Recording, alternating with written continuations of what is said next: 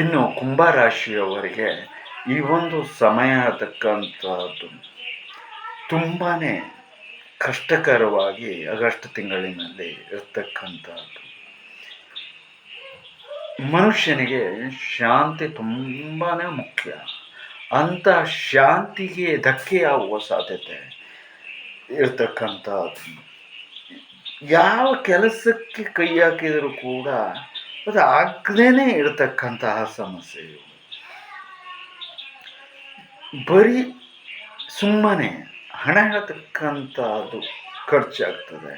ಅದು ಏನು ಖರ್ಚಾಗ್ತದೆ ಅಂತ ಹೇಳುವುದಾಗ ವಿಚಾರ ಮಾಡುವಲ್ಲೇ ತನಕ ಹೋಗಿರ್ತದೆ. ಮತ್ತು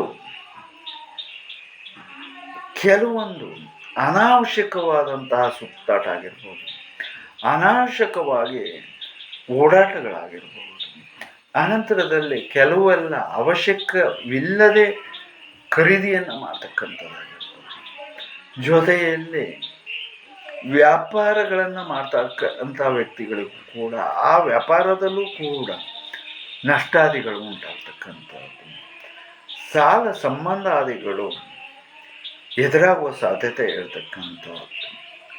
ಹಾಗಾಗಿ ತುಂಬ ಜಾಗರೂಕತೆಯಿಂದ ಸೂಕ್ಷ್ಮವಾಗಿ ಇರೋದರ ಜೊತೆಯಲ್ಲಿ ಲಕ್ಷ್ಮೀ ನರಸಿಂಹನ ಒಂದು ಅನುಗ್ರಹವನ್ನು ನೀವು ತಗೊಂಡು ಆತನ ಒಂದು ಅನುಗ್ರಹದಿಂದ ವ್ಯವಹಾರಾದಿಗಳನ್ನು ಮಾಡಿಕೊಂಡು ನಿಮಗೆ ಒಳ್ಳೆಯ ಭವಿಷ್ಯ ಹೇಳ್ತಕ್ಕಂಥದ್ದು ಉಂಟಾಗುತ್ತೆ. ಅದಲ್ಲ ಅಂಥೇಳಿ ಆದರೆ ಈ ಥರದ ಸುಳಿಗೇನಾದರೂ ಸಿಕ್ಕಿದ್ವಿ ಅಂಥೇಳಿ ಆದರೆ ಅದರಿಂದ ಹೊರಗಡೆ ಬರುವುದು ತುಂಬಾ ಕಷ್ಟಕರವಾಗಿ ಇರುತ್ತೆ. ಹಾಗಾಗಿ ಚಿಂತಿಸಿ ಫಲವಿಲ್ಲ.